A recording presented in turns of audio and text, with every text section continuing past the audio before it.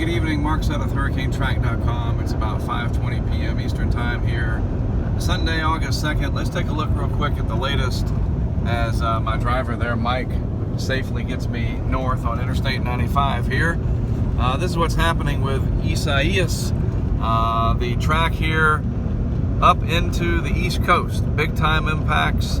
Doesn't have to be a big hurricane to bring in big impacts. And that's going to spread from Florida, where the impacts today have been generally minimal, up into the mid-Atlantic, the Carolinas, all the way up into the Northeast, and eventually way up here into Atlantic Canada, as you can see right there. And if we pinch this back out, I want to talk about this one paragraph right here in the discussion that Stacy Stewart mentions, that basically the way the atmosphere is setting up, it's possible that as this makes landfall, that it will hold on to its strength a little longer than we're used to seeing. And that's mentioned here in this paragraph where Mr. Stewart says that Isaias will continue to move slowly over the warm Gulf Stream waters for the next 36 hours or so, despite unfavorable vertical shear conditions of around 25 knots.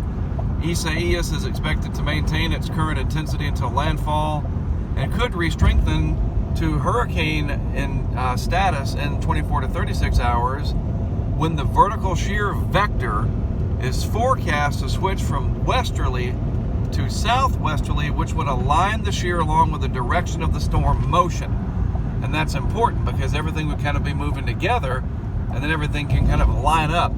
And then he mentions that some baroclinic interaction is expected on days 2 and 3, when Isaias will move into the right rear quadrant of an anticyclonically curved jet streak, which is expected to hold the intensity a little above what would normally be expected for a post-landfall tropical cyclone.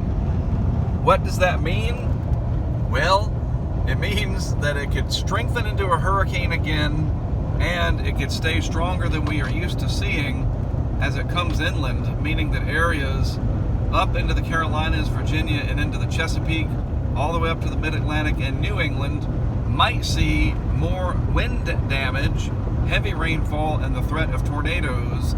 So do not discount this as being a nothing event.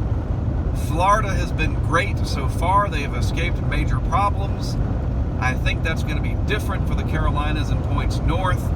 I'm not expecting, a historic, unbelievable hurricane or anything, but you got to take this for what we are seeing, and the signs are there for this to become a hurricane again, potentially, and be stronger than we normally see as it tracks northeast all the way up into Atlantic Canada. So just keep that in mind. I'm on my way back north into North Carolina and Georgia now. We'll set up more camera systems in North Carolina. Don't know if I'm going to put any in South Carolina because I think the flow is always going to be offshore.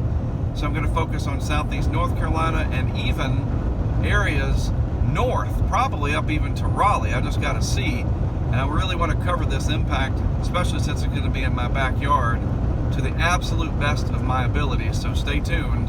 I will be posting updates along the way. I'm Mark Sudduth, HurricaneTrack.com. Thank you for watching.